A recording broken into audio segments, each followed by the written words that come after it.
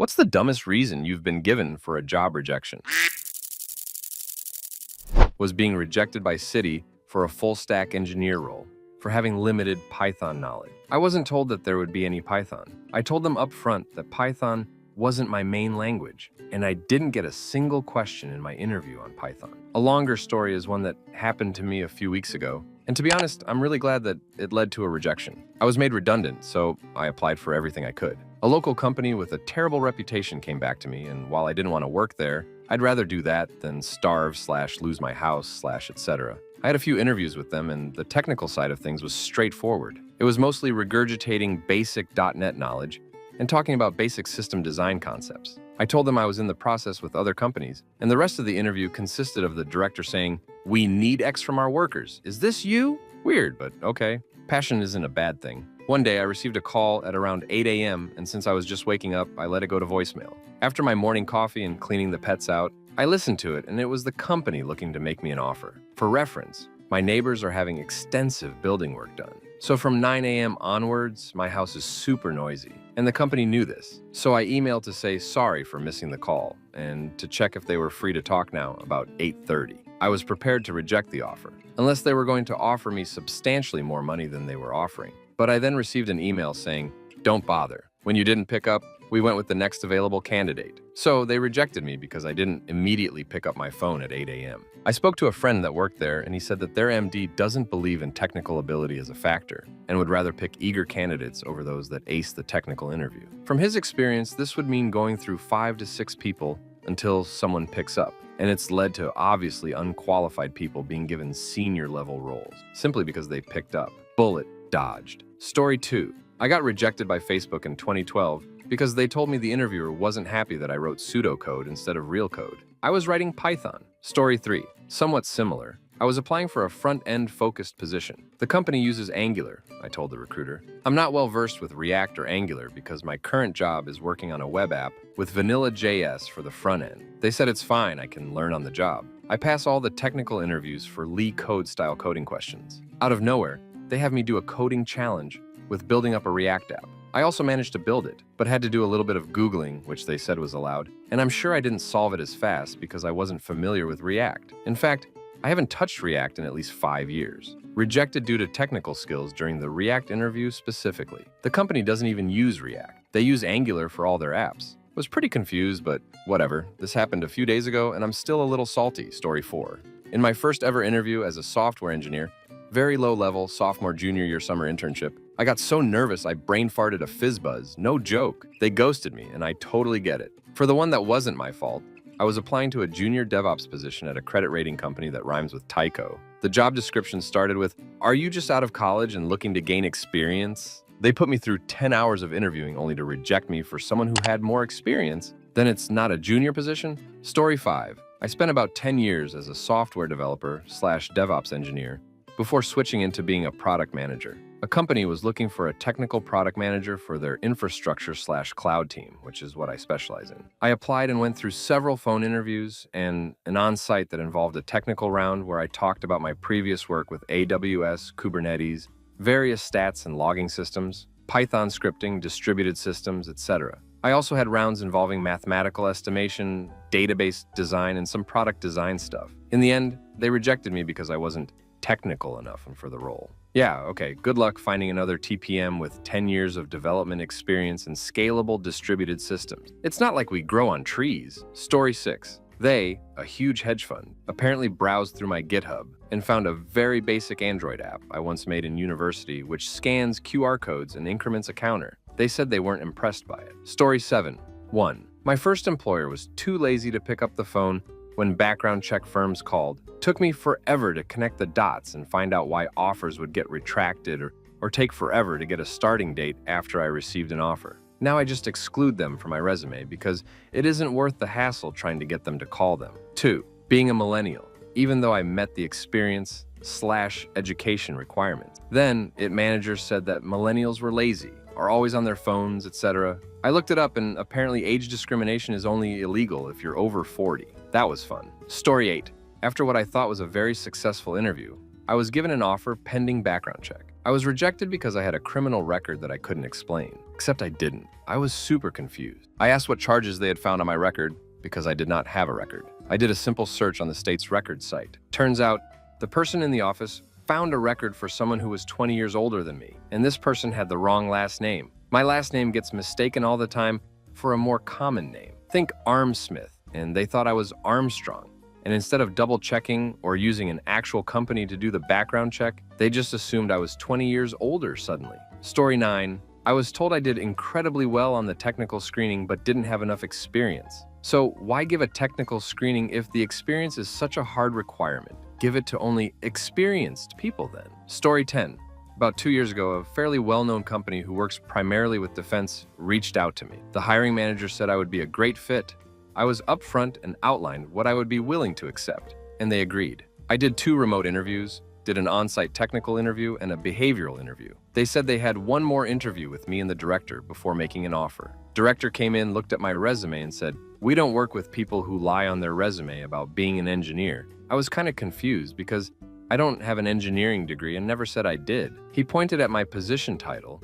When I briefly worked at Amazon, which was software development engineer, I told him that was the title for my position. He then launched into a 15-minute long rant about how the word engineer is a protected word in Canada, and all sorts of software companies are perverting the word, etc., before more or less telling me to get out. Story 11. Interviewed with an AI startup. Made it pretty clear from the get-go that I had no experience in ML and was looking for a vanilla SUE role. Did a coding challenge, a take-home 2 hours assignment, 1 technical round with CTO, 1 behavioral, 1 technical with 2 ML engineers. Finally, got a rejection saying I didn't have enough experience with neural nets. Story 12. Sorry, but we can't give you what you ask. They offered $10,000 less. I would have totally understood, except for the fact that their CEO got a $24 million bonus that year. Story 13. Final round interview canceled on me because some dev with 4 years experience offered to do the job for less than entry-level wage. This is an entry-level position we're talking about. Story 14. It's a small world. I interviewed someone who turned out to be okay, but not exception, and rejected him. He probably didn't take it too well. 2 years later, I'm interviewing for a new job, and guess who is interviewing me? Yep, same guy. I didn't even remember him. It was like one of those movie scenes with a long-running revenge plot, where the victim has to remind his transgressor exactly why this moment of revenge has come. My gut told me I should walk out because it would be a waste of my time. The next hour was excruciating as he tried to show me how he knew more than me, playing games of gotcha. I was rejected a few weeks later for being unqualified. At a different interview, I asked, what is the current most difficult problems they deal with? He said communication with the team in Israel is difficult because of the cultural and language barriers. So I asked why speaking Hebrew is not in the job description as a requirement or even a plus. They insisted it was, and that I had not read it properly. It wasn't. This further concreted my conclusion that the people I would have to work with are incompetent and are not open to criticism or feedback. I was rejected for having crazy ideas. Story 15. How are you guys even getting rejection reason? Every time I've been rejected, I get a generic, "Thank you, but we are going with someone else," with no detailed explanation. Story 16. One guy called Jeremy was rejected because his name wouldn't work with the company's database schema. Story 17. No reason at all. I completed 5 interviews for these guys, the final of which involved discussing which team they would want to place me on. I was told to expect an offer in 2 weeks. Heard nothing. Emailed everyone I had talked to and was ghosted by all. Finally got a reply 2 months later from an administrator that they had gone with another candidate. No other feedback or anything. I've never felt so insulted in my life. And that's the only interview I've gotten during lockdown. Story 18. Job looking for 5 years of Python experience. I have known the language and actively used it for 10. They rejected me citing that I did not have enough Python experience. They are illiterate, unable to even read the gibberish that is their own JD Story 19. I got rejected once because I didn't have a car for an intern role that involved no travel. Supposedly, they were worried that I wouldn't be able to show up to work reliably with only public transportation, which is pretty crafty in my city. Story 20. During a phone screen for an internship, I was told that I wouldn't be receiving an in-person interview because they're really looking for those 4.0 students. My GPA at the time was a 3.93. Story 21. I done want to. This was for an internal transfer. This was a CEO who was extremely overbearing, needed his hand involved with every single hire, and even the smallest decisions. The worst kind of micromanagement you can imagine. Both the hiring manager and the person that manager reports directly, CTO2, wanted me on board yesterday. Offers were submitted, signatures were given, but no start date. After waiting for several months and having both my current manager and future manager bugging the CEO weekly, one day CEO just, I don't want to, canceled the whole thing. I resigned about a month later, found a way better opportunity, good riddance. Story 22. We talked in the very first interview about how I didn't know JavaScript, wasn't on my resume or in the job posting. Sounds like an H-1B visa workaround. Interview a lot of people and have crazy and confusing requirements, then tell the government no citizens can do said job. Story 23. One of the interviews I did as a new grad. Went through the whole process and it went well. Recruiter says everything looks good. I should expect an offer and HR will take over for that part. 3 days later, I got a call from HR and said that they're no longer hiring engineer, but she can offer me a different position. This new position is not even technical, even though my whole interview was technical. I don't even remember the title, but I think it's more marketing. I guess not technically rejected, but it was the weirdest thing. IRC, it was a rating/review company, like Yelp, but less successful circa 10 years ago. Story 24. Was rejected because my technical skills weren't strong enough. This might normally sound reasonable, except that the only way I was given to demonstrate them was building, on a whiteboard, a shopping cart website. Based on vague criteria, the interviewer seemed to be changing every few minutes. No questions on specific technology, development cycles, service architecture, etc. It also turned out that the interviewer, the head of development, was wrong about one of the services his own product sold. I didn't tell him this. Luckily, the other company I was also interviewing for, known for being very picky about who they hired, liked the injection process I built. To read a few thousand JSON documents into Elasticsearch, identify similarities between them, and then abstract the searches behind REST services with a full unit test suite and following solid, and a lightweight front end. Story 25. Wasn't on my resume or in the job posting. I'm beginning to think job postings are notoriously incorrect and vague. Too many typos. They're clearly copy-pasted and then lazily modified, if at all. I'm not really sure why that's the case. You'd think technical recruiters would want to save everybody's time and make sure they're accurate. I guess it's just something that gets phoned in a lot. Story 26. Not enough real-world experience. Which would be fine, except I think it was bullcrap. Their interview process, HR call to discuss my background, 10-hour data science take-home assessment, 1-hour online Python/SQL coding assessment with 2 engineers, 1-hour call with manager discussing business cases/product sense questions, 4 hours on site. So you're telling me that during this entire process, no one stopped and thought I didn't have enough real-world experience? What were the technical and business case assessments for, if not to see if I was capable of doing the work for the role? To top it off, I looked at who they did hire, and the people have less experience than I do. I'm annoyed because I'd rather they had just not given any feedback in this scenario compared to what they actually told me. Story 27. I was recently rejected after a tech interview for being overprepared. Duck that company, overtone. Literally, it said as a negative in the feedback they gave me that I overprepared. Story 28. Interviewed for a local startup in a small city. I knew one of the only other guys there and was referred by him. They're understandably looking for some senior level devs, etc. The interview went great. I 100% thought I had the job. We were even discussing how it'll be hard to hire more really senior devs in this small job market, etc. They said, well, you're good, but we don't think you'd be a great fit for one of the first positions. Maybe we'll call you later for another spot. I was somewhat convinced it was a gender thing for a minute or something dumb like that. It turns out they've hired no devs in the past year since I interviewed there. They're being really weird about who they're hiring, and no one knows why. They keep posting in our local dev Slack, and I just wonder if they've realized that they've already burned through the best people that wanted to work there. Duck those guys. Story 29. I did really well on the coding challenge, but bombed the aptitude test. It was some stupid memory game and I was feeling kind of nervous, so I got pretty much everything wrong. I still can't believe companies do this. Story 30.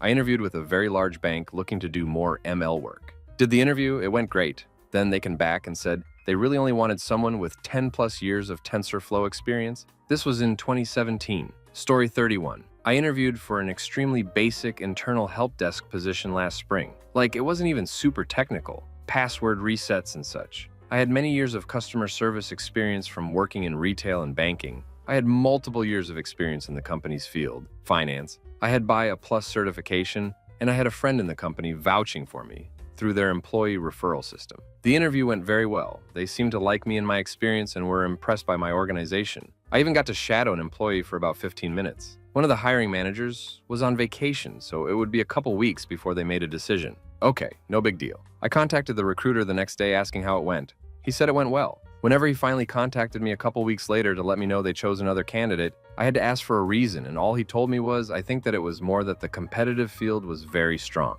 Considering they had multiple positions open, that felt like a non-answer. Some friends/family thought it might have been sexism, but I disagree. Through a lot of digging, my friend thinks the actual reason I was declined is because I was taking 1 to 2 evening classes at the time, which they knew through my resume and the interview, and they are not flexible with their scheduling. When I mentioned my classes in the interview, they did not make a big deal about it and said, it should be no problem to switch with other employees if I was scheduled to work on a night I had class. I felt insulted by how I was brushed off without a real explanation and defeated because this was my first attempt to break out of retail into it, and I was miserable at my current job. Joke's on them though, because late last year my friend helped me get an internship that led to full-time employment this June in a different department that pays better and will offer more learning and growth opportunities. And my manager is the bomb. Story 32. Similarly, my fault. During Rona, I have a video call, and the interviewer wanted to just jump into Visual Studio and write a C# CLI program that does some algorithms. I mean, man, I can modify some post parameters or a return value, but that on the go with little specific C# experience, I just panicked, apologized for wasting their time, and left. Not my fault. Applied for a job, told me to come over, then never answered. Their address was wrong. Could never find it or hear about them ever again. Fun day in the city. Story 33. Not in CS, but I had an offer in writing for a job I was excited for, had accepted and quit my previous job. And 3 days later, they call back and let me know, oops, they're laying people off now and can't hire anyone. Story 34. Back when I was a PM, I interviewed at Google on 2 separate occasions. The first time, I was told that my interview was good, my creativity was great, but I lacked something else. I forgot what. The second time, I was rejected because I showed no creativity. This was years apart, and my interview style and prep were exactly the same, by the way. Okay, Google. Story 35. Despite excelling at the interview for a young startup, I was rejected because my current position was in a more traditional or mature company, even though my 2 jobs prior to that were at startups. Story 36. Skyscanner circa 2012 to 2014. The tech interviewer was a few years younger than me and had been with Skyscanner for quite a number of years. Neither of us were old. He started out interning there. He took me into a room alone and gave me 2 dead easy tasks I could do in my sleep. His body language was saying, yes, everything you did was correct. It was a live programming task, and I verified at every step that what we got was indeed what he expected. He neglected to even give me a 3rd task because he said, it's obvious you can do it. I thought that all sounded pretty positive. They then rejected me officially because apparently I failed the test. I don't think that was the real reason. I suspected a similar thing has happened to me a couple of other times, but this was the only time I was really sure. It opened my eyes to the idea that there was often more going into the hire/no hire decision than just, would you be a good candidate? Story 37. We think you may be overqualified and will get bored and end up leaving the company. Never mind that I had been the one to apply for the job. You did really well in all our hard questions, but could have done better in some of our easier ones.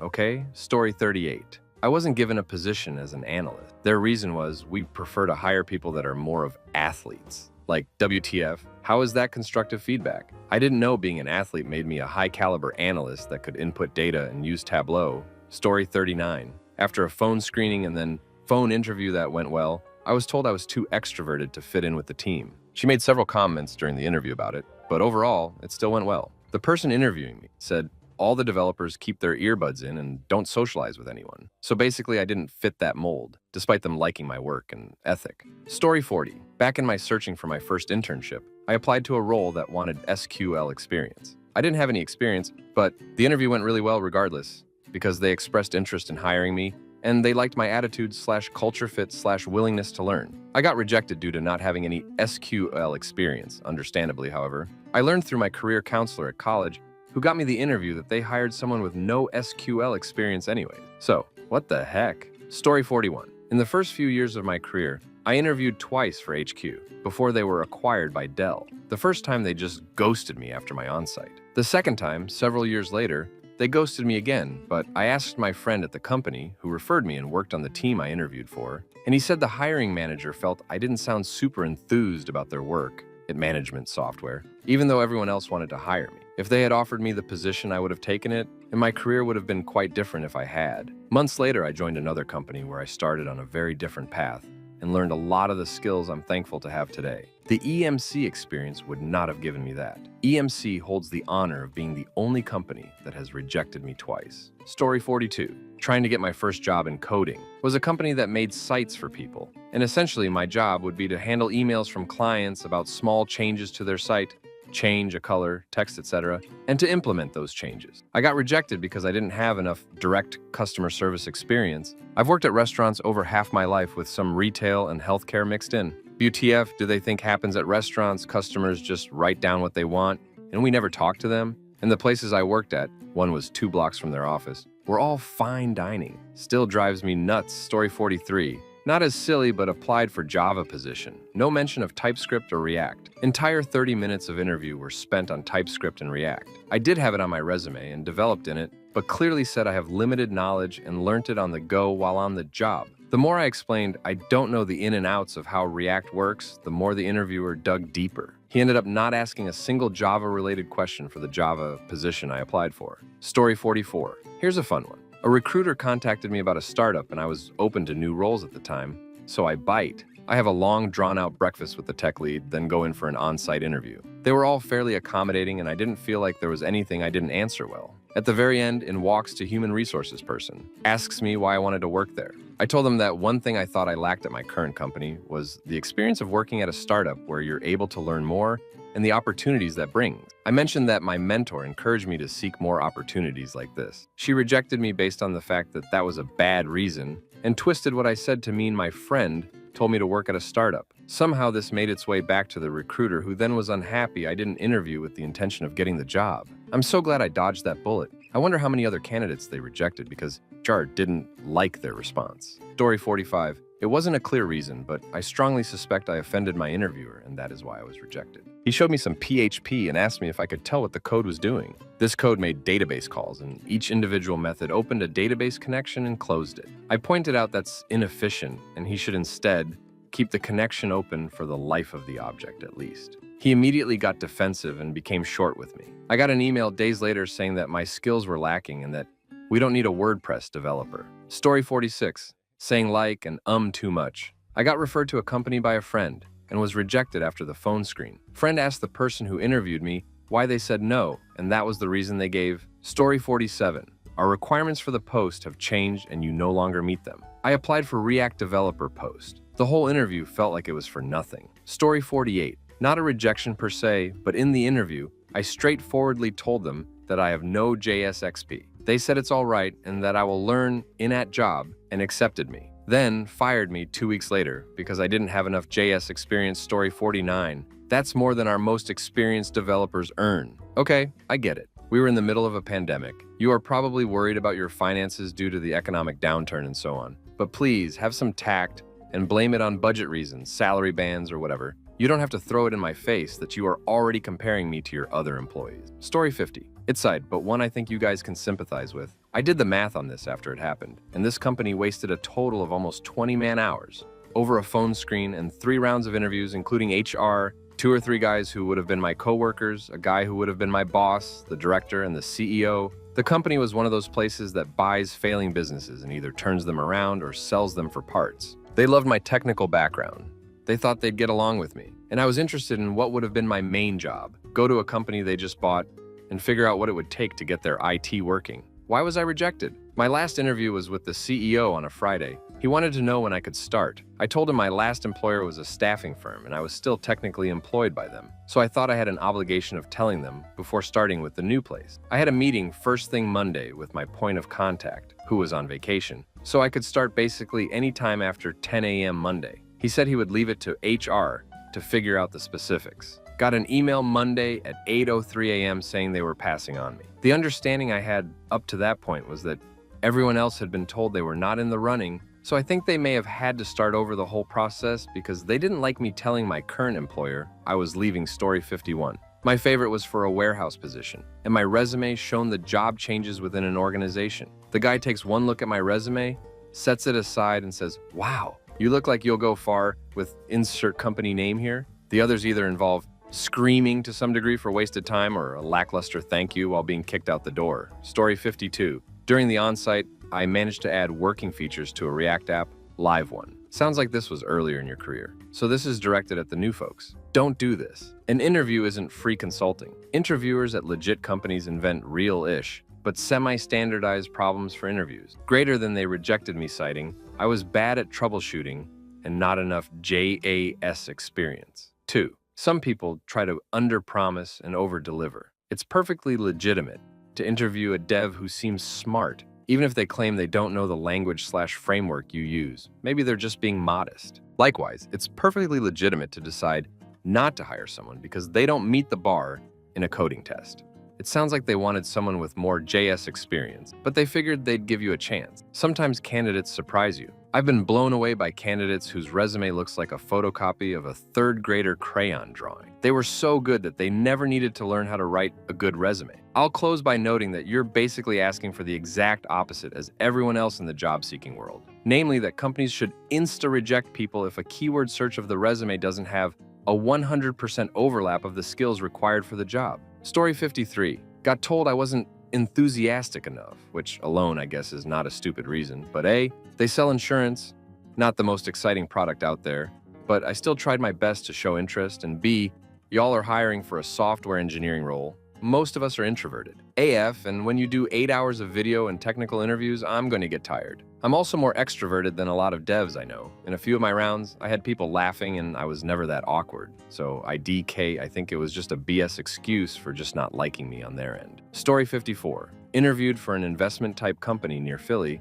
Interview was very straightforward and easy as a new grad. Even had both interviewers tell me I did very well. Got an email rejection the next day and called my recruiter for feedback. And she said, your interviewer wanted to hear more about this project you did. So I said, why didn't they ask? And she pretty much said, I don't know, Story 55. For context, I'm a finance grad with decent Python/SQL skills, along with a GitHub to prove it, applied for a data analyst role.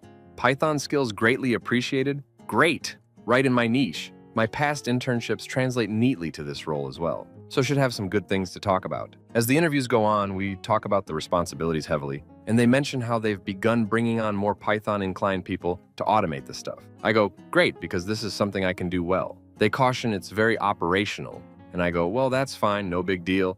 I can do that and write scripts to help improve the workflow after I figure out what needs improving. I breeze through all the interviews, get rejected on the final round. I reach out, what happened? Turns out the team were concerned that I wouldn't find the job fulfilling, and that I'd leave the department, and that I had much greater technical skills than they needed, which should be a good thing. Then the HR rep turns around and tries to offer me a sales position, which was confusing as all hell. Story 56. I did not perform well in the coding challenge, even though it was in the language they requested, had much lower memory footprint than the average solution in the field, was fast, had unit tests with 100% coverage, proper formatting, and solved 100% of the tasks. But that's okay, since I talked to some of my former colleagues, one of whom happened to have worked there a while back, and it was the crappiest place ever, so I would have rejected them if they hadn't rejected me first. One time I didn't get any reason. I was just blocked on all communications medium. I noticed that only when I wanted to check back for an update on my final stages of the interview, since I already passed several stages.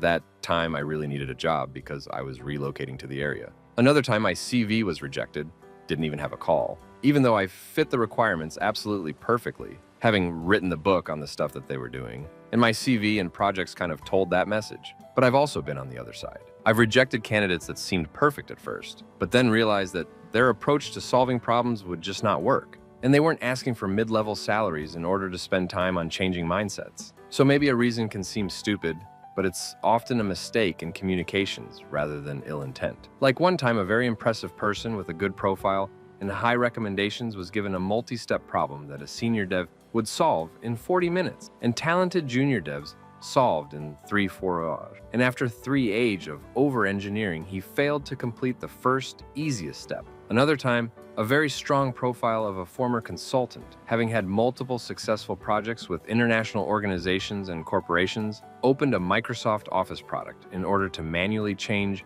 a purposefully malformed data packet that is supposed to automatically be processed via API calls. My jaw dropped. Another time, won a hole in management position. Second-guessed my evaluation based on objective criteria that were developed by my team to reflect the day-to-day work and the ability to learn, perform, and grow. That a hole had an extra interview and blocked the hiring because that person looked and behaved funny and didn't know some very specific industry jargon that he asked about. I only knew the guy for like 2-3 small interactions and knew that he was a hole. I wasn't the only one. The board decided to terminate his contract shortly after this, but holes like this do ruin people's chances. Story 57. Before I landed my first web dev job at a company, I had about a decade of experience on my own and freelancing. This one place put me through 5 rounds of interviews, 60-minute phone screening, 90-minute code challenge, 60-minute phone interview with dev, 60 minutes of phone interview with lead dev, in-person panel interview with 7 people for an hour, followed by 30 minutes of shadowing another developer that wasn't on the panel. This had been about a month-long process, and they had so much praise for me during it, but still had several more people coming in. 2 weeks later, I get notified that they were passing on me because they needed someone with existing experience at a company, which sucked because I spent so much time to be denied for something they knew before they ever reached out to me. Story 58. Applied for an apprenticeship in England that had a cutoff age of 18, but they required you to already have 2 A-levels, which you don't finish until 18, and a level 2 IT diplomas. I assumed they had made a mistake and applied anyway, despite being 20, and was told they want someone younger so they can pay a lower wage and that they would wait for the right candidate. I assume they are still waiting for someone to bend space and time so they can work on an It Helps desk in Warrington. Story 59. I was told I had a degree in GitHub. I wanted to move to Las Vegas, and I'm a fresh grad. So I thought, I'll move to Las Vegas, get some experience, party on the weekends, and then come back home after 2 years to settle down. I got a rejection stating that I did not meet the minimum requirement. They then had the audacity to highlight needs a bachelor's degree in computer science in their rejection email. When I replied back that I do in fact have a degree in comp sci, they stated that my resume has it listed as a degree in GitHub. I double-checked my resume, and while I do have my GitHub listed so that employers can see code I've done, my 2 degrees listed state history and computer science. I still to this day do not understand how they misread my resume. Story 60. Not enough life experience for a tech camp when I had been a camp consoler before. They wanted an older student as well, but telling me soft skills also was a little rough, considering we had met in person briefly. Story 61. I had a similar thing just the other day. I had an interview for a Python developer job. They asked me React questions in the interview. Nowhere on my CV does it say React. Nowhere in the job description did it say React. Story 62. I applied for an apprenticeship a couple of years ago and was told I did not have enough Ruby experience. I have more experience with other languages, but they wanted at least 1 year of Ruby and found out I had 6 months. That's pretty picky for an apprenticeship EMO, considering it wasn't a large Silicon Valley company. Another one, when I was a junior developer, was pretty goofy. The company was a startup looking to secure seed funds for some Microsoft-sponsored VC funding competition. The job title said they were looking for a developer/architect, but the majority of the job responsibilities in the listing described individual steps to rehearse a script in person, audition for a video, and practice pitching the product to investors. Still, the product was leveraging MS Connect technology, which I was interested in using at the time. I asked for clarification of the job requirements because it didn't sound all that technical to me, and they told me that they can be answered by showing up to their address after giving me practice reading material. What? And they'll make the decision there. Hours later, they sent another email saying that I don't have the performance that meets their current needs. It sounds like they are just marketing people who don't know how to begin building the tech team. Story 63. I wasn't specifically given a reason, but I had 5 phone interviews. 4 went amazingly well, and the interviewers enthusiastically told me they were going to suggest I move on in the interview process. The 5th spent the entire interview asking about the analysis projects I do for fun in my free time. I worked 80 hours per week back then and didn't have free time, which I explained, so I described the work projects I had enjoyed. He cut me off and specified that he wanted to know about the projects I do outside of work in my free time. Any pivot I tried to do, and he'd cut me off. Rejected the next day. I was rejected because I worked constantly and didn't spend my negligible free time on personal analytics projects. Story 64. It was during my senior year, or after senior year. I needed a job, SAP, and I went to McDonald's to apply, and they asked me if I was interested, and I said yes. And they asked me if I was in school, and I said yes as well. Then they straight up told me, oh, well, we're not hiring at the moment, sorry. Story 65. I wore what I thought was a nice button-up flannel to a very hip company. Had kombucha and beer on tap. People weren't wearing shoes in the office. Hoodies, Skittles stations everywhere. The interview went very well. It turns out I had submitted a vulnerability report to a company whose website was made by the company I was interviewing with just days prior that leaked about anyone who had ever ordered anything off of their website without authenticating. Told them about that, thought I was a shoo-in. Got a call from their head of HR and verbatim said, "You had great interviews, but the shirt showed a lack of professionalism that we value here." I reached out to my friend who referred me, and he gave HR a mouthful. He asked everyone I interviewed with, and they all gave me a thumbs up for hiring. Lesson learned the hard way as a college student. Story 66. Capital One had a boot camp-like program going at one point, IDK if they still do this, geared towards recent grads who didn't major in CS and had little programming experience. They rejected me because I didn't have enough programming experience, and it seemed like everyone that beat me out could have just applied for normal dev roles there. Story 67. We like our people to be in the office for the team spirit, because I was asking for the home office policy in the interview. You're asking way too much, this won't work out, but let's talk about this at the end, when I arrived on site, although they already knew the number. After that, a 3-hour assessment followed. Nothing followed at the end because I was the last person in the building together with the manager. Story 68. I got told by a company that rejected me that I wasn't a developer type. This was after multiple assessments, a couple of interviews, and before I had submit my coding exercise thing they wanted me to do. All of this was in a language I felt confident in, Python. Now I work for a company as a web developer using stuff I have almost no experience with and knew that when they interviewed me. Story 69. After my third interview, other two went great. With a partner, I was told I was a data developer, not a software developer. Worked with C/C++/Java.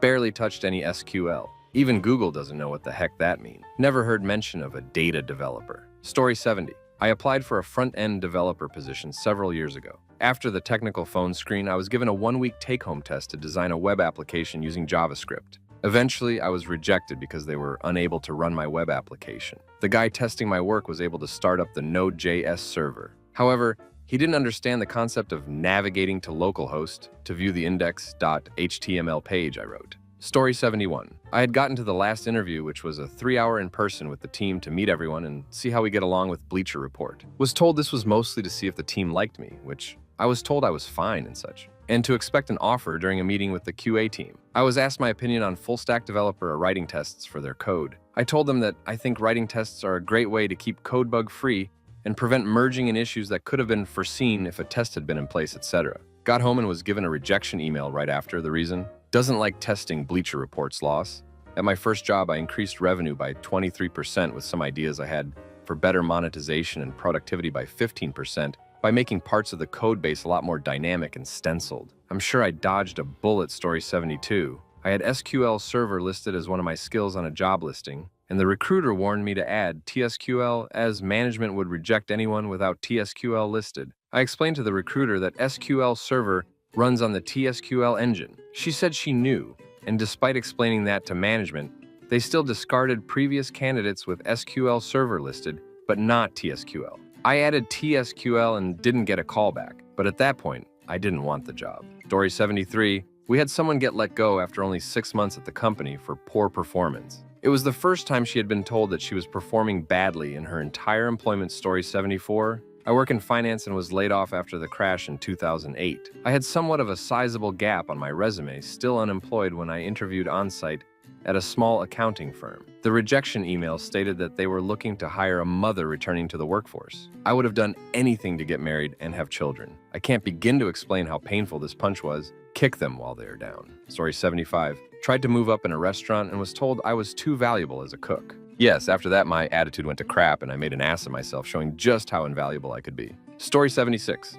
Our problem is one of growth. This from an employer in my hometown that has grown a lot over the years. The argument was they rejected me for employment because they were growing and could totally employ me if they wanted. Story 77. I had 20+ years working for Wall ST companies as senior dev doing full stack and a lot of domain knowledge. I've applied for this remote position for doing Angular web apps, a fraction of what I actually do in my Prev work. The initial audition, that they call, was a 15-minute coding session using Angular. It focused on Angular syntax, or things of doing, rather than anything else. Not even about algo, or performance, or critical thinking, or how I work, etc. They did emphasize they work with financial companies, and important to be familiar with that culture, but it was nothing about that. I didn't get call or follow up after that. I thought that was an incredibly dumb to gauge applicants, in my humble opinion. Too myopic. In retrospect, that 15 minutes test was actually more for applicants to gauge how stupid/good that company is. Overall, it was amusing to say the least. Story 78. Interviewed with a company a couple of years ago for an ops position. My entire experience was in Java and Python. All interviewers mentioned that I did not have experience with any functional programming language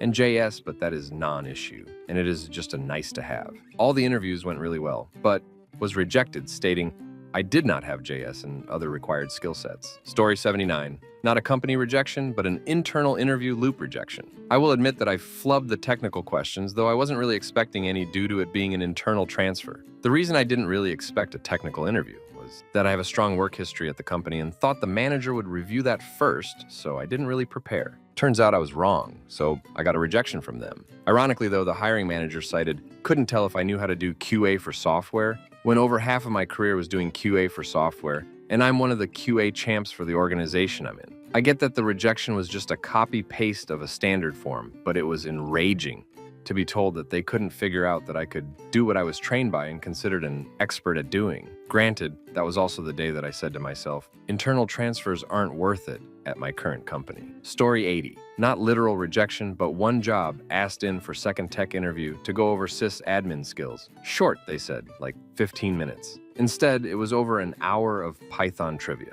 I assumed it was an effort to say FGB isn't what we need. Who knows why? Story 81.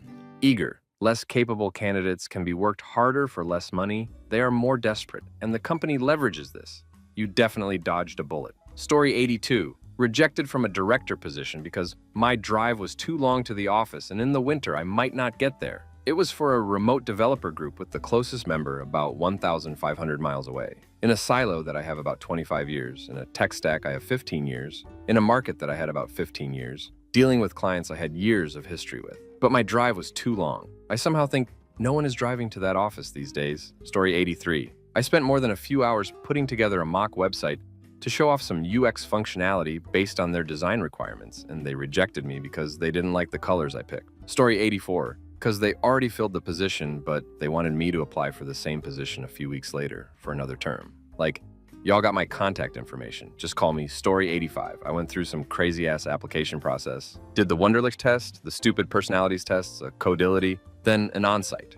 After all that, I got the offer, but they were like, well, this is all we can offer. I asked for X and tried to negotiate salary. They came back saying, we don't hire candidates who ask for more and have to settle as, quoting some BS psych paper, that they are more likely to leave in 6 months. I was like, you understand how negotiates work, and they pretty much revoked the offer. I figured no skin off my back. I ended up at a much better company for way more money. Story 86. I was up for a promotion to supervisor, had put in 5 years there, and when the time came for a decision, I got completely overlooked. When I asked my manager why I wasn't even considered, he told me that they'd have to pay me too much. I transferred to a new property shortly after that. Story 87. So I went through all the interview rounds for this technology staffing agency that primarily services Fortune 500 types. After a week of not hearing back from the recruiter, I follow up with them to see what their feedback was. The recruiter goes, "Hi person, thank you for reaching out. I want to say congratulations as the feedback we got from your interviews was good. You officially passed the on-site. Unfortunately, we have no engineering roles available at this time."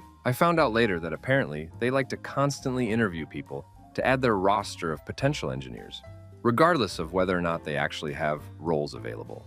3 rounds of interviews for nothing. Story 88. For a remote position a couple years ago, got kind of deep into the process, and then they said, oh, we only let junior people work remote.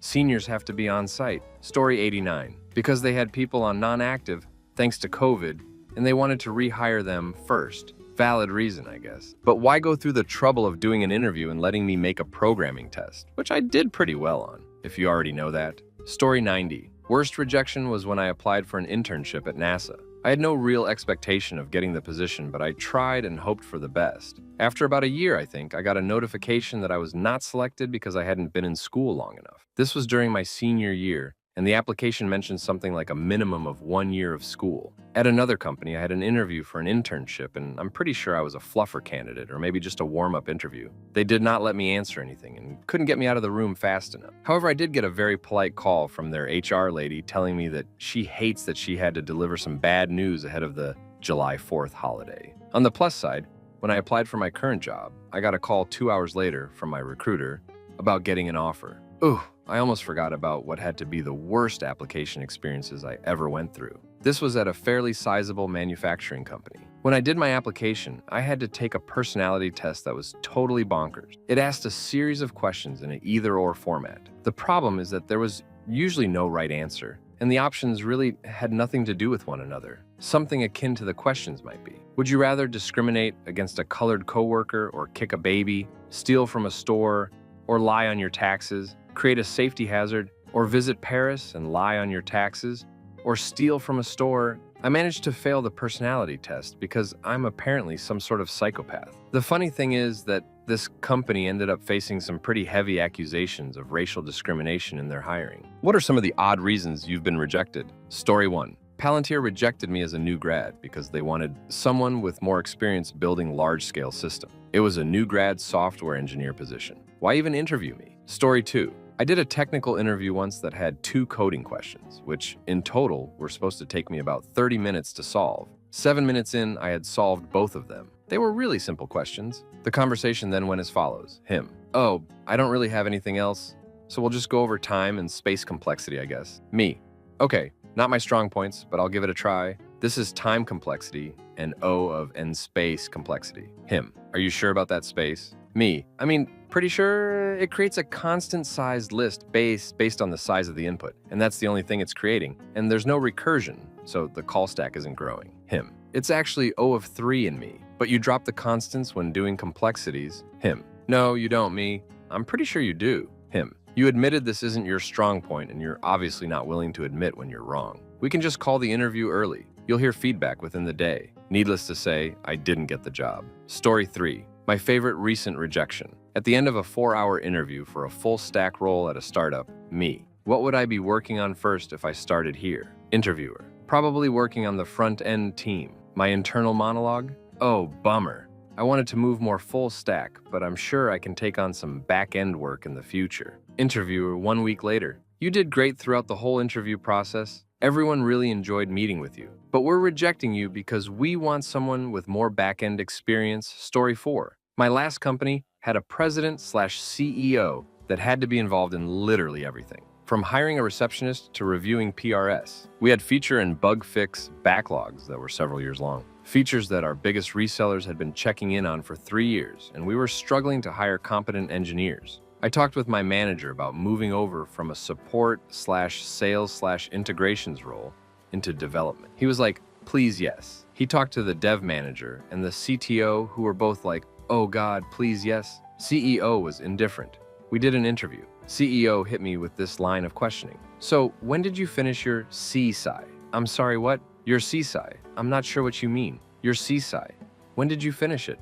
I have no idea what you're talking about. Silence for 30 seconds. I mean your undergrad, your CSCI. Oh, a few months ago. I went on to ace the technical interview, wasn't that hard, and received glowing feedback from everyone in that room except the CEO, who begrudgingly had HR send me an offer. Papers were signed, but no start date was indicated. 3 months later, when I've been asking the CTO, dev manager, and my manager about it relatively regularly, and they've been asking CEO about it, he just decided, nah, we isn't doing it anymore one day. I had a new job lined up a month or so later. This is the same guy who was adamant that we hire a 60-something guy who hadn't actually written code in 10 years just because CEO had hacked some modem software during his undergrad that the dude wrote in the 70s. They had to fire this person after 6 months because he just couldn't wrap his head around the code base. I don't feel like anything was lost. I'm much happier where I am now. I have a comment buried somewhere about this CEO and his hard substances habits, low-speed car chases while on said substances, multiple marriages and babies, and alleged affairs with intern hiring his latest mistress on as COO.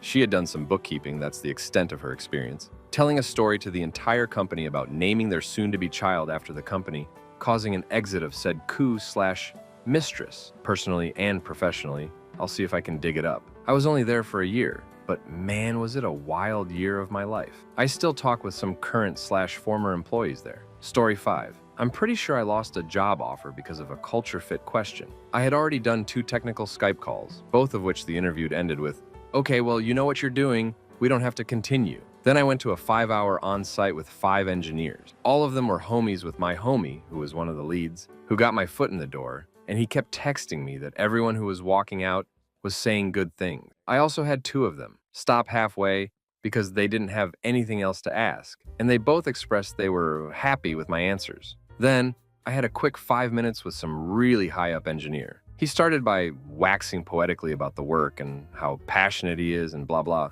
Eventually, the conversation turned to why I started programming. I answered honestly. I said that it was a lucrative career and often had sweet benefits. He seemed really disappointed I wasn't more passionate. Story 6. I'd see it as a bullet dodged if I were you. I have not been rejected lately, but I have rejected a company. No, we are not doing continuous integration or anything of those newfangled things. We're 30 years in business, so we must be doing something right. Don't you agree? No. Story 7. My interviewer didn't know the difference between integration and component tests. They asked me to explain an integration test, and I did. They said I was wrong and that I had explained a component test. I politely explained what a component test was and how they differed. The interviewer refused to accept my answer, so we wound up Googling it. My interviewer turned a bright red and was clearly upset with me for the rest of the interview. Even though I answered all the questions just fine, I was told that they didn't feel I was technically competent enough for the position. Story 8. I passed all the technical stuff at Netflix but was rejected because I like to give constructive feedback in the say something positive, give corrective feedback, say something positive approach, which is pretty widely used and thought in most other places. Apparently, that's a big no at Netflix. Gotta just say it like it is there. Story 9.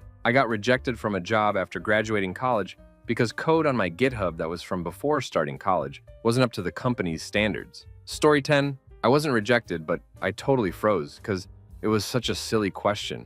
I just giggled and couldn't come up with an answer. Still got the job. The question was, if your programming style was a Dungeons and Dragons class, which class would it be? Wizard is the boring answer, of course. Barbarian would be funny. Story 11. I'm pretty sure I got rejected for a consultant architect position at a Big Four on site after I explained to one of the interviewers that I was leaving my previous role because they had too much of an East Coast corporate mentality. When I was pressed to explain, I explained how West Coast companies tend to be more loose, self-start, influenced by middle cultures, whereas East Coast companies are a bit older hierarchy. Suit and tie, top-down leadership style organization. The recruiter then explained how successful she had been in starting and eventually selling her East Coast company. Yeah. When you're interviewing for a consulting role, don't say anything that can be offensive to anyone. Story 12. Managed to land just one interview after graduating and got rejected from it. Even though I felt I aced the interview, and the reason for the rejection I got was, we're going with an individual who has 3-year experience under his belt, even though the position was a new grad position,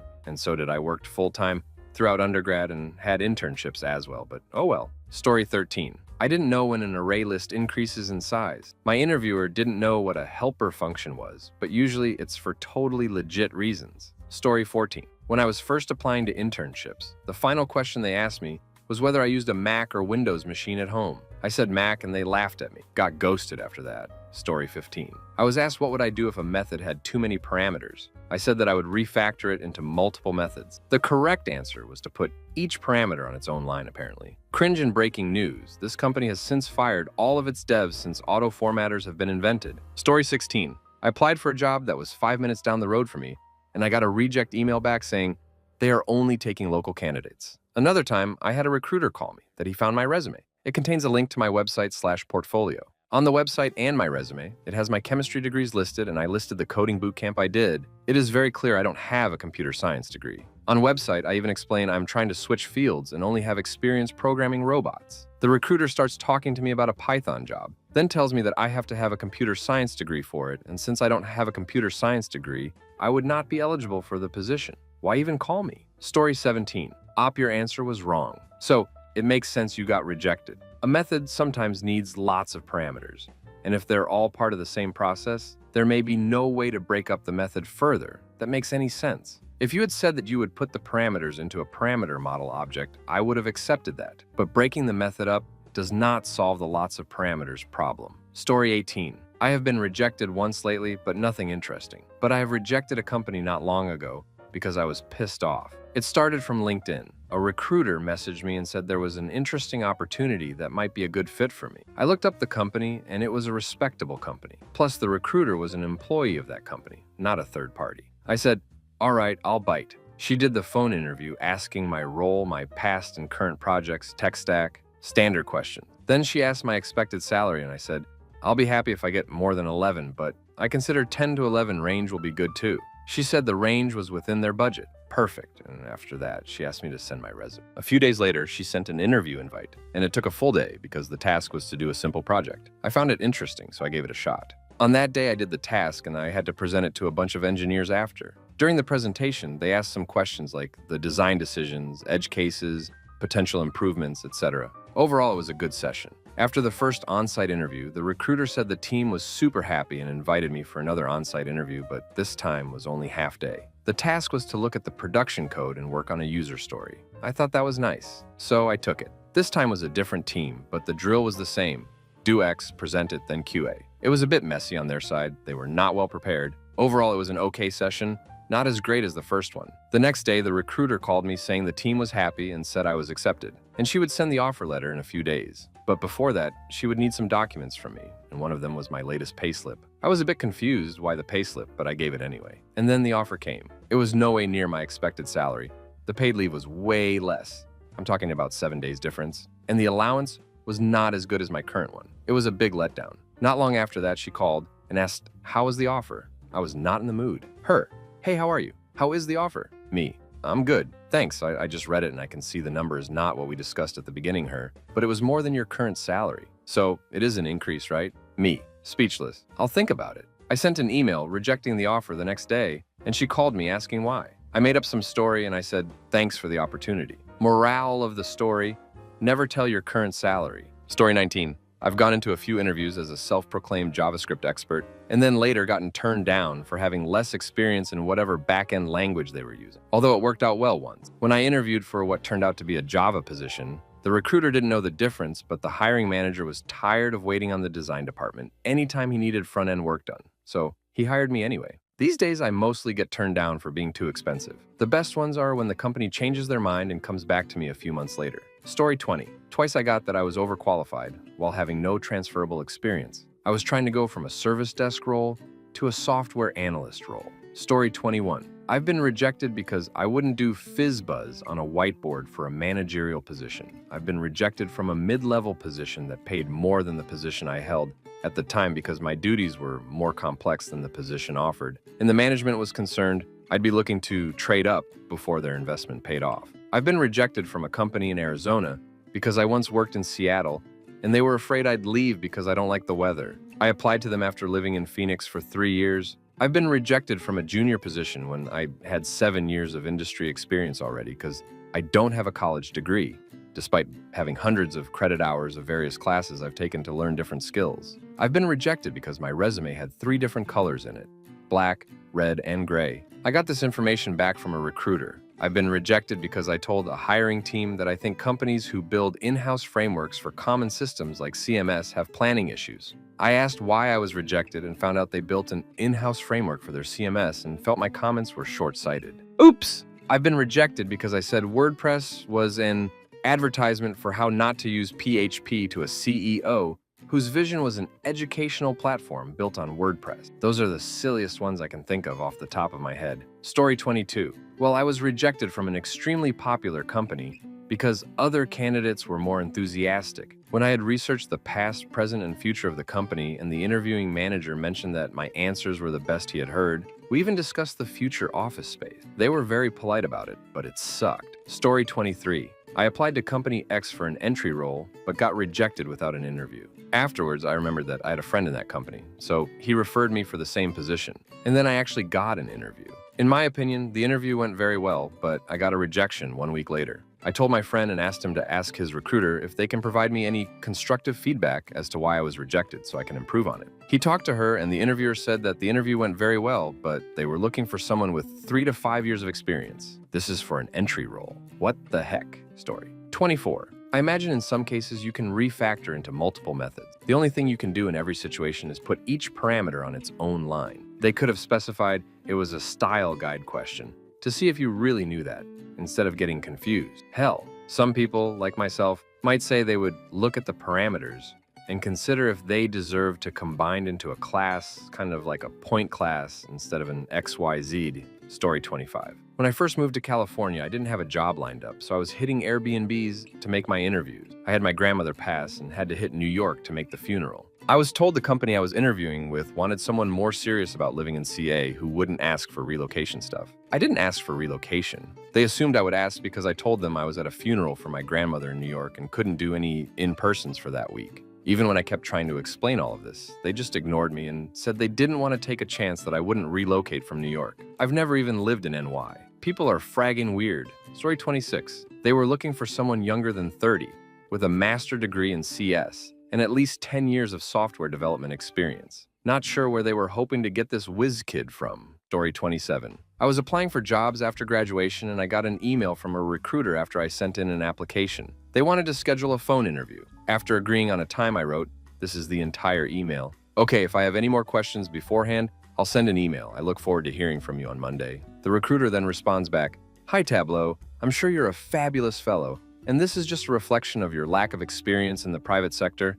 But engineer and I are getting a pretty presumptuous, self-centered vibe from the language of your emails. You'll contact us if you have questions. What sorts of questions will we be asking? Engineer and I have a lot of experience working with technically competent but self-centered people. So this kind of language raises red flags, as it is typically the applicant who tries to please the interviewers and not the reverse. Good luck in your future application. You have a very promising resume, but we will not be moving forward. The literal entirety of my side of the conversation up to that point was, my number is my phone number. 11 on Monday should be good for me. What sort of questions will you be asking? Yes, I saved that email thread. Rereading it still make my blood boil. Story 28. Had a tech interview with Amazon where they gave me the following question. Given a list of integers and a target value, print all combinations of values in the list whose sum equals the target. That is the subset sums problem. They wanted me to solve this in O of n time. It's NP complete, but I didn't know that at the time. I had about 20 minutes to solve it and spent the first 5 minutes thinking about ways to make it easier before the interview claimed I was massively overcomplicating it and that I should have been able to come up with a solution in only a few lines of code. I then realized he was talking about pairs, not all combination. I only had 15 minutes left and barely solved it. It only took a couple of days before I got a rejection. Story 29. I had already done 3 rounds by this point, including a take-home assignment. I was invited on-site for a culture fit interview. Afterwards, they rejected me because I didn't have enough node experience. Not a single node question was asked, and there was 0 whiteboarding. They knew my experience by this point. Clearly, someone didn't like me. Being rejected is one thing, but lying and telling me I needed more experience after all, this is just lame. Story 30. This is a long time ago, and I don't remember the company, but I definitely remember the circumstance. When I was in college / just graduated, I was one of those funny guys that put Time Magazine's Person of the Year 2006 on my resume as an accomplishment. Most companies chuckled at it, or at least it was a conversation starter. One company got all the way to the offer with me, never having mentioned it. When they called about the offer, they said they had some conditions they were going to email me about. In the email, they specifically said I had to remove that accomplishment from my resume because it was plagiarism. I never responded back, left it on my resume for about another 2 years. Story 31. Put each parameter on its own line, apparently. That is a really nitty interviewer who honestly doesn't sound that good. That isn't even the correct answer. I'd consider putting the parameters into a passable object where the encapsulation makes sense. Story 32. The proper answer would have been to create a new object with all those parameters and pass that in instead. That way, new parameters could be added without affecting the signature. I was rejected several times because my threading code didn't output the same as theirs. I didn't have the heart to tell them that's how threads work and you will not get consistent output. Story 33. Not necessarily odd, but I've had 2 interviews that went very well, only to be rejected at the end of the process because, while I'm qualified for the position, company policy requires all employees have a bachelor's degree. Seriously, why interview me and have me go through the interview process? If you knew I didn't have a college degree. Story 34. Grades in Germany go from 1.0 to 4.0, where 1.0 is the best and 4.0 is barely passed. They asked me for my grades, and I posted a screenshot of them. The problem was that I didn't include the column names of the grades. What they saw was that I got everywhere 5.0, which is super crafty. But the 5.0 are the credit points I get for passing the course. So they told me, sorry, but we can't see any good grades here. But I had an average of 1.9, which is still really good. They ghosted me after I corrected them. Story 35, pronouncing SQL. I said SQAL, but my interviewer went on a wild tangent and said it was one word, SQL. The interview went downhill from there. Story 36. I was rejected for using promises and callbacks in the same project. This was a few years ago when not everything had a promise implementation. I don't think it's a big deal either way. Story 37. I made it to an on-site for a company that expected 2 or a master's degree. The hiring manager knew I didn't have both, but still reached out to me at the time. Then after the on-site, I was told I did well, but didn't have enough experience.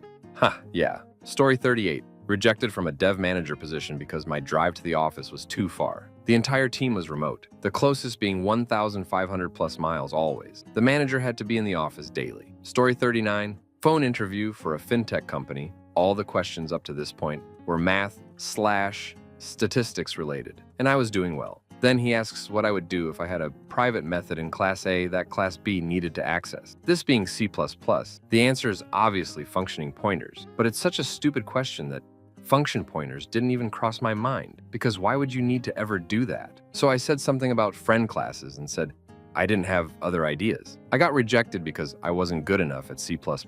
From that single weird trivia question. Story 40. Jane Street had an interview where the engineer didn't realize that if using immutable objects in Python, when I pass a variable into a function and modify that variable, it doesn't modify the original instance of that variable.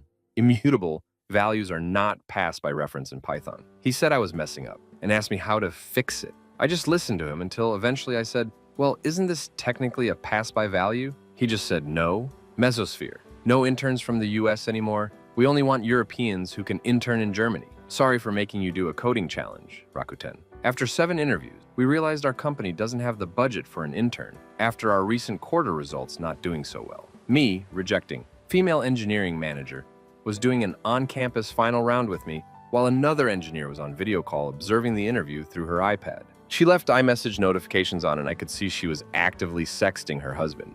While I was responding to her questions or if I was writing code, she was on her phone half the time. Then told me after being impressed with me, next time, when you interview, wear a suit. Yeah, your email had no context about whether you wanted business casual or how far you want me to go. If business casual wasn't enough and that you being distracted while sexting in the interview was completely disrespectful enough, then duck you. Story 41. I was rejected because I asked where the employees that left the company went to. This was a suggested question on an interview prep site. The HR lady took that to mean I didn't want to stay at the company long. I only meant to ask it so I could evaluate the growth of the developers there and dig up some possible culture issues. Never got to talk to a technical person at the company. Story 42. This was an interview near the end of college for me. The first couple interviewers seemed to love me, but the last interviewer was one of those I just like to ask random brain teaser people. He asked me, you have a box of fuses, like the type you use for fireworks, that burn for 1 second, but they don't necessarily burn evenly, so cutting them in half doesn't give you 2 half-second fuses. Can you make a 1.5-second fuse? I thought for a minute and told him you couldn't. He played a couple rounds of think about it some more, and then told me the answer was to bend a fuse and hook both ends of it to another fuse and then light the end of the second fuse. I pointed out that you haven't made a fuse, since you can't hook something to the end of it. At best, you've got a timer you can eyeball to see when 1.5 seconds is up, but I doubt a person could get that half-second accuracy on trying to eyeball exactly when the 2 flames meet on the fuse. The interview basically crashed after that debacle. Apparently, the question correctly asked should be more like, you need to cook an egg for 4.5 minutes. But the only thing you have on hand is a box of 3-minute fuses. Can you time your egg cooking with them? Story 43. My interviewer asked me to reverse a linked list. I started my implementation in Java. The interviewer asked me if I could do it in C as they didn't know Java. I told them I know Java way better than C and would explain each line's logic to them. The interviewer said never mind and moved on to the non-technical part of the interview. Rejected. Story 44. Wow, you can get reasons for why they didn't choose you. I interviewed at some companies recently. I passed all phone screening and code assessments. I admit that the next round of interviews wasn't perfect, but I got all the rejections through emails without any feedback. Story 45. Dodged a bullet there. Placing each argument on a separate line doesn't solve the problem of a method having too many arguments, which isn't really a problem to begin with. Story 46. The interview process is broken. Hiring should not depend on the weird whims and tics of the engineers asking the question. There should be a good, solid scientific way to do this. Story 47. I spent the interview talking about how I'm a developer that got hired into my current job as a developer, but now I'm doing all kinds of support, where I'd prefer doing development. I'm a MSc in CS. I showed all kinds of technical understand during the interview. I aced their little recognize these various snippets from relevant technology test. I was rejected because my profile was to support-oriented, story 48. Position was QA engineer. Coding challenge was to identify a bug in their code and document it. Found a bug where the whole app froze and had to be force quit when given a zip code. Not within their service area, was told that since the zip code wasn't in the service area, that behavior was fine. Story 49, palindrome whiteboard question. I used XOR to compare characters. It's not the only solution, but it's a solution. The interviewer asked me why I used XOR. I explained my thought process and how it would work. I further explained other methods that could be used, including reasons why they were good/bad. Interviewer then said that it was inefficient. I asked what he meant, and he said that Java is inefficient with XOR. I said I am not intimately familiar with the JVM handling of XOR, but it's a pretty fundamental instruction that only takes one clock cycle at the hardware level. I also mentioned that XOR can be found at the gate level in ASICs, CPUs, etc. I mentioned that other compilers, C and such, are going to break it down into a single instruction, minus loading registers for direct or indirect memory access for the operation if necessary. I said it's peculiar that Java would be so bad at something so fundamental, and asked if he could elaborate. Wrong answer. Denied due to lack of attention to detail. Story 50. I'm still in school and just started interviewing with companies. Would it be bad to answer questions like these with "it depends" and provided an answer for different scenarios? Story 51. I had 2 on-site interviews at a very small company. An acquaintance from high school is friends with the owner, so she referred me there. I was supposed to get a take-home test after the second round, but instead I got a rejection email, defeating the purpose of using a test to make the decision. I was also advised to put some personal work on GitHub. 2 things off about that advice. First, I already have personal work on GitHub. Also, I was never asked if I used GitHub in the interviews. I had a technical round with questions, that's all. It was an odd thing where I had something that they were looking for, but was rejected because they forgot to ask about it. Story 52. I referred to the interviewer's pet language as impractical. It wasn't the official reason, but he later made a subtle remark in my presence in a conversation with other people that had just a bit too much emphasis. Story 53. Perhaps not an odd reason, but I wanted to share my experience to show that these things do happen. I had interviewed at a large company a few weeks ago through a referral. They're looking for 2+ years, but I've just under a year and got a referral to the position. The recruiter had told me that they acknowledge that some folks can learn more in 6 months than someone else in 2. Cool. So I had the phone screen and it went great. Moved on to the technical interview and it was the best one I've done yet, out of about a half dozen. Got all the right signals. The engineer even said, "We're excited for you to join our team." A bit odd considering the next day I received an email that said, "Thanks for interviewing. The engineer really enjoyed the conversation and you did really well, but we're looking for engineers with more experience." Rejected. This was about a month ago. I received a call just yesterday from the same recruiter saying that their needs have changed and they'd like to move me forward to the final interview if I'd be up for it. I took the opportunity to let them know that I have a half dozen companies interviewing. Reason for doing that is so that in the event that I do get an offer, I'd have some leverage to negotiate because of another offer. I'll probably mention that I have another offer even if I don't. It's all a game anyway. So yeah, there's a small chance that they mean it when they say, "We'll keep you in our records for any opportunities in the future." Story 54. I was so good they thought I'd get sniped by a recruiter immediately, and the investment wasn't worth it. They told me to apply to better companies because I clearly could work at one.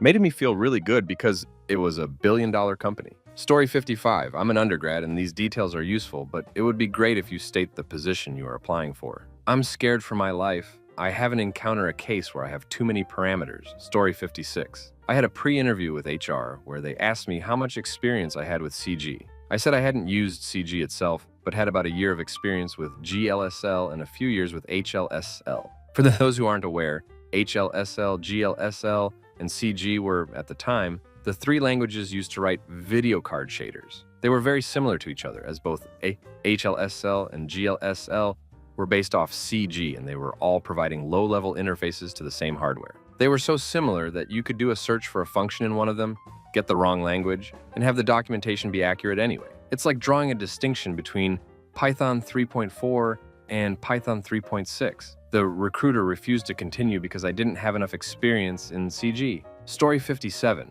My manager told me he rejected someone because he did not have any social media, and he thought that was a red flag. I couldn't believe he was serious. Story 58. I was told I was too ambitious for the position. I had spent most of the year unemployed, talked about my school projects, previous jobs, hackathons, attempted open source contributions, constant study. I don't normally go all out like that, but Being unemployed gave me lots of free time. Story 59.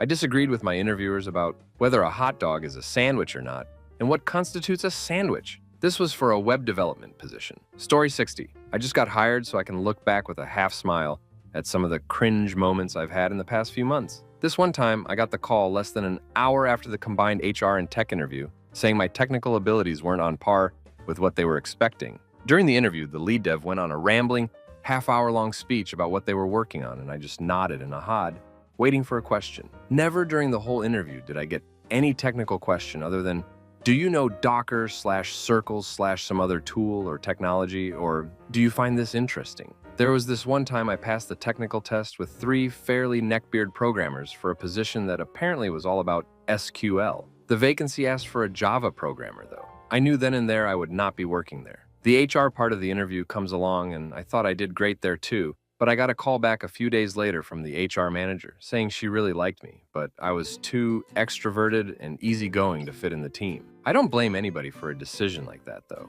I thought I hit it off with the 3 potential colleagues, but we definitely differed in character and presentation. Then there was the Happy Company, or some such ridiculous name. They had the whole place covered in fuzzball and ping pong tables, and even had a full-on Lego station at the entrance of every floor. Got interviewed by a 22-year-old account/business manager who really wanted to look at the code of my recent project I was working on, then proceeded to scroll through some code while going, I really don't understand any of this. I do sometimes try some stuff and copy-paste off the internet, and sometimes it even works. Later, I had to do an online test. To start, there were 2 questions to explain the system, 1 multiple choice and 1 coding question. Both were pretty easy, and I had both right to the letter since it showed what a right answer would look like. When it returned my score, I had only gotten 33% or something. I indicated this to the guy, but he said to just take the test and we would see afterwards. So I take the test and get a call back a few days later with him saying I flunked the test because I had something in the order of 35%, and they don't hire anyone under 75%.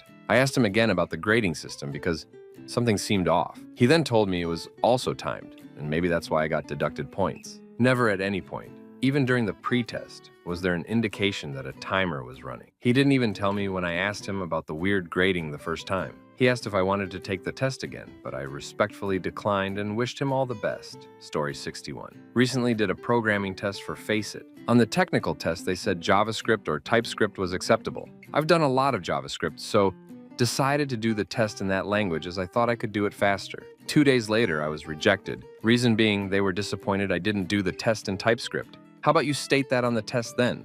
Pissed. Story 62. At least they gave you a reason. I didn't move past 2 on-sites and wasn't given a reason. These interviews were very intensive and time-consuming. They included take-home projects, a half-hour presentation, and multiple rounds of hour-long interviews. This doesn't count the multiple phone interviews as well. If someone invests that kind of time, you owe them an explanation, I think. Story 63. I interviewed with HashiCorp. All the interviews went great except the coding interview where the interviewer set it up as a pure TDD exercise and I had to tell him what to type. The task was to basically roll a concurrent map structure, but not use the built-in map. This was a Go interview, all while not typing and writing all the tests first. I bombed it, mainly out of frustration. The recruiter said something to the effect of, well, everyone really liked you and wants to work with you, but you didn't pass the coding interview. I explained the way the coding interview went down, and the recruiter said that was not a normal coding interview at HashiCorp. I may reapply in the future, but that interview really soured it for me. Story 64, cultural fit. I interviewed for a position asking for 5 years experience when I had 7 on their exact stack. We are looking for somebody entrepreneurial, creatively driven, and capable of learning new things. We talked about how I ran my own company for 2 years. Entrepreneurial, check. We talked about how I was once a musician with a record deal and had gone out on tour in multiple countries. Creatively driven, check. We talked about how I went back to school in my late 20s to study computer science from scratch. Ability to learn new things, check. After the technical rounds, which their feedback said I did well with, we had soft interviews, laughing about pets, music, books, world events, and Game of Thrones. I walked out of there, believing I had slayed it. 2 days later, sorry, you're not a good cultural fit. Story 65, you will still have to pass the same parameters to one of the refactored functions in the worst case, where every variable is needed for a refactored function.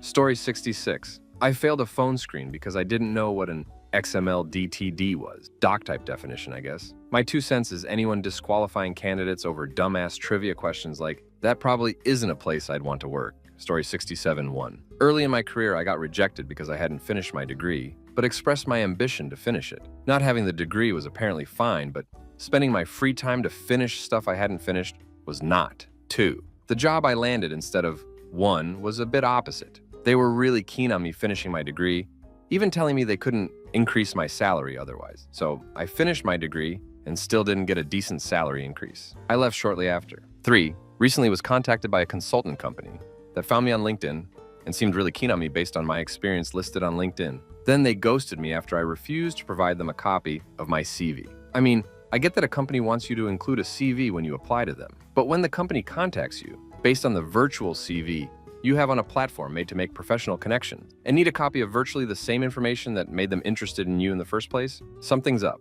Based on my experience, they wanted my CV to start selling me even before I had signed a contract with them. Or they perceived me as difficult because I didn't jump through their hoops. Either way, I don't really care since I'm not looking to go back into consulting at the moment. Story 68. Not an odd reason, quite the opposite. The interview went pretty well. When they took more time than expected, I already knew something was off. Today they told me I was rejected because the other guy had more experience with PHP. I will be reconsidered at another time. Story 69. Well, I have an unrelated experience, and that is my only corporate experience. So I put it on my resume as additional experience when I'm applying internship. Then some companies rejected me for not having relevant experience, while the jobs were targeting for no experience to 1-year experiences. So I don't know story 70. A company marked a job on a job board that the job was fully remote. Then over the phone interview, they told me they wanted all team leaders to move out there, and it wasn't remote. I told them I'm not moving, and they even admitted the listing said fully remote. After which they said some bullshit line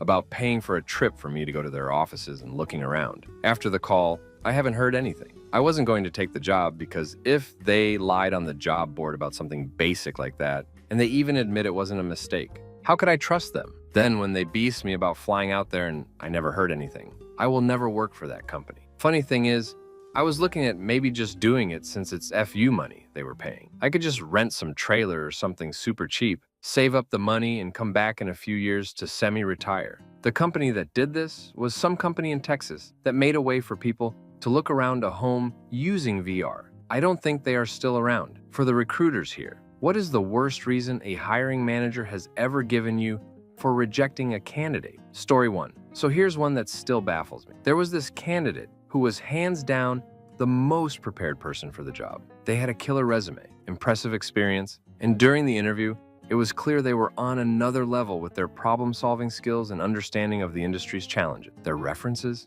Absolutely stellar. People couldn't stop raving about their professionalism and creativity. But here's the twist. After the hiring manager did some snooping on their social media, they found out this candidate was big into competitive eating contests. I mean, who cares, right? Well, the manager decided this hobby showed a lack of self-discipline and was a bad look for the company's image. Just like that, all the qualifications and potential contributions went out the window because of what they did for fun on the weekend. Story 2. Had a hiring manager at my last position decline a candidate because he spoke like he knew everything. He was a 25-plus-year sales professional with CEO/director background. He's supposed to sound like that kid. Too many idiots won't drop their egos. Story 3. I didn't like their eyes. The candidate wasn't aggressive, didn't say anything unprofessional, nothing. Unfortunately, the hiring manager in this instance was also the owner. Story 4. The most infuriating one was my boss overruled my decision to hire someone because they were on vacation when she wanted to interview them. This person didn't work for us. He told us when he'd be out of the country and unavailable. But my boss felt it was irresponsible to go on vacation while you're job seeking. This was a person with notoriously chronic poor life/work balance issues. We went with a second choice who rejected the offer, then our third choice, who we didn't interview until well after this guy would have been back. Story 5. Not a recruiter, but was brought in as a second to a hiring manager to support as well as learn how to interview. One candidate was a no because she called me sir instead of my name. One was a no because he didn't laugh at my jokes enough. Needless to say, I asked my boss to set me up with other opportunities to learn about hiring after that. Thankfully, the top 3 candidates based on actual skills and job suitability were continued on in the process, and one of them got the job in the end. Story 6. While I don't have any such stories, I can tell the reason why I was hired on a niche QA position. In time, I've got very close with my leader, and his GF was a recruiter who hired me and somehow decided to share the reason of why she proposed me over others. She did it because my hobby raised interest in her. I noted that I was growing trees indoor. That Megamind hired me for a rather specific job because I was growing trees at Home Story 7. I had a candidate that was exceptionally well qualified. She came in and gave a stellar interview and asked some very thoughtful and smart questions of the panel. She aced it and was a no-brainer hire. The hiring manager vetoed her the second she left the room because she was too prepared. What does that even mean? Story 8. The candidate did not graduate from a prestigious university or does not look people in the eyes for an IT/CS job where a lot of non-eye-looking autistic people are common. Story 9. I have 3 I can think of immediately. One manager said he had a hard time pronouncing the candidate's first name. Because of that, the candidate isn't the right fit. What happened afterwards? Well, I had to find more candidates. Another manager didn't hire a candidate because she had 2 young children. He felt she wouldn't have time to dedicate herself to the role. Being a woman myself, I was surprised he had the gall to say that to me. Not only that, he said this in an email so it was documented.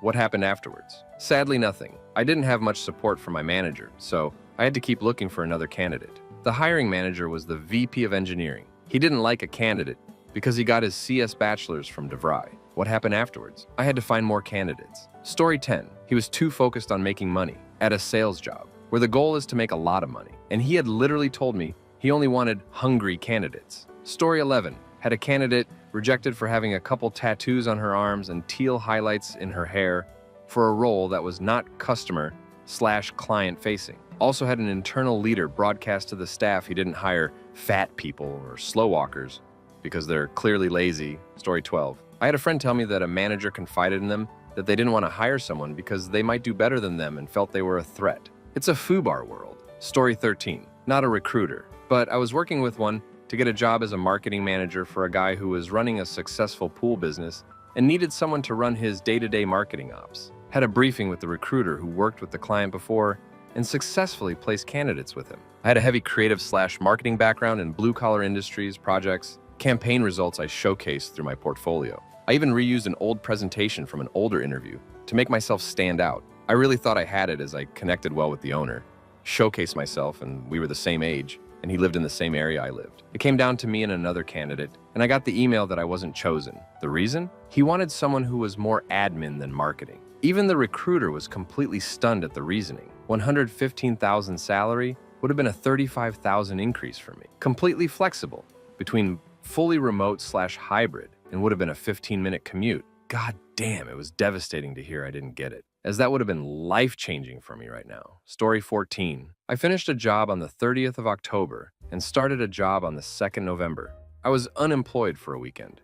I don't list exact dates on resume, only months. The manager rescinded the offer because I lied. Even though we had never discussed the dates I had worked there, the information was correct. She was picky in the interview and was not friendly, so I dodged a bullet. Story 15. About 15 years ago, I oversaw a group interview session for entry-level roles at a large grocery chain. About 20 candidates came in for a 1-hour session, tasked with some teamwork activities, etc. Ducking hell. What's wrong with you? You set up all that for a grocery store clerk position? Just hire the first person, though, the door, who looks clean and speaks some English. There's no need to waste everybody's time playing silly games. Story 16. At the end of the day, people hire who they like, regardless of skills, knowledge, or experience. Every job I've ever landed was based on the interviewer vibing with me and liked me and felt they could get along with me in a work environment. I was actually told this by the owner of the company at my first real job. He told me years later, there were other applicants that were much more qualified than you, but I hired you because I just felt that your personality and energy was the best fit for the company. Resumes and experience and references can all be fabricated. I guess I agree with the energy and vibe of a potential employee interviewing for a position. Story 17. Manager was one of those ex-military types who thinks it automatically makes you better than everyone else simply because you served. I mean, there are convicted rapists, murderers, and other criminals who served, you know? In any case, if a candidate was also ex-military, they could get an interview with a crafty resume and do no wrong in this man's eyes. They could curse and even show blatant misogyny during an interview and still get an offer. But if a candidate had not served, they had better show some respect and need to personally say thank you for your service or something like that when he dropped his inevitable speech about how long he had served and how proud he was to have defended this country. He never served on the front lines or saw any combat. Story 18. In a final interview, I met with the line manager for an informal chat. I asked about the team dynamics, then mentioned that I often brought chocolate and other sweet stuff for my colleagues in my previous role. Line manager's response was no, she won't hire me. She's getting married in X weeks and she had to fit in her dress. Oddly, I didn't get the job. A friend of a friend went for an audition and was turned down because they already had one blonde. They didn't need another. One hiring manager I worked with refused to shortlist someone based on her LinkedIn profile photo. Blue or purple hair, I can't remember. Piercings and possibly her tattoos were on display as well. I intervened. She got the job. Story 19. She mentioned she may want to get into operations in 10 years. We want someone to stay on our team for longer than that. Who wants to be in the same position for that long? Story 20. Not a professional recruiter, but was asked to sort through hundreds of profiles and filter the best. They liked 0 candidates. The CVs I showed them were rejected for the most baffling of reasons. One of the positions was for an assistant to the secretary to handle things about the office, answer calls, what have you. This is an old-ass job. There were dozens of candidates who had worked this kind of job their whole lives. 20, 30, 40 years of experience, many consecutive years in the same companies. There was a woman with 20-plus years of experience who lived 2 streets away.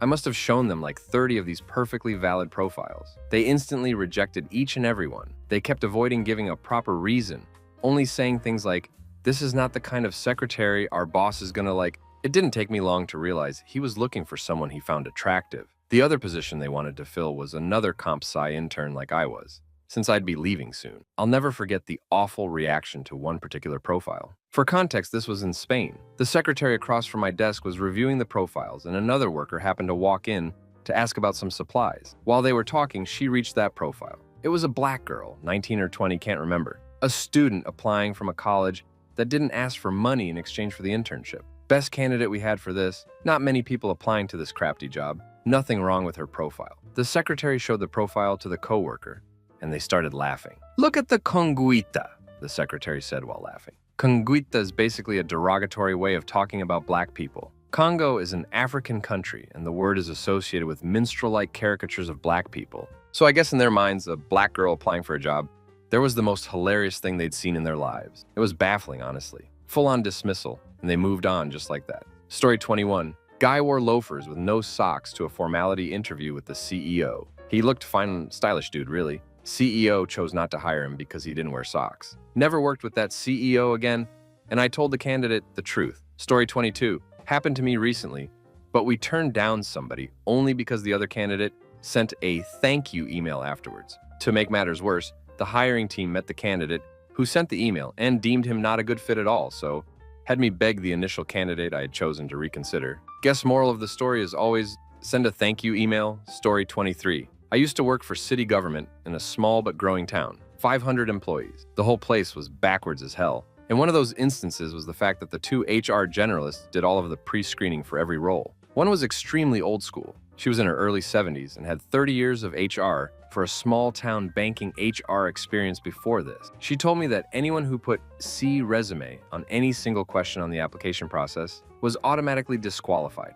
She screened half of all jobs for the city. There were 7 to 10 pages of questions that were basically carved out pages for things housed on most everyone's resumes. Dedicated boxes with unintuitive fields to retype what's already provided. Education, certificates, last 10 years of past jobs, etc. Her logic was apparently that anyone who couldn't follow instruction on an application can't follow instructions in a job and didn't deserve a chance. Story 24. Not a recruiter, but a story from a candidate. POV. Early in my career, I was one of 3 internal candidates being considered for a position. It was a very close competition that came down to a few managers hashing it out in a meeting. My desk was up against the wall of the meeting room, and I heard one of them describe how they came to the conclusion that the winning candidate was the one. During the interview, a ceiling panel fell out of the ceiling and landed on her head, smashing into several pieces. After a brief stunned silence, the room broke out into laughter. "The job was hers right then and there," he said. While I get the importance of a well-timed icebreaker, it was frustrating to hear, and I still wonder what would have happened had the panel fallen on my head instead. Story 25.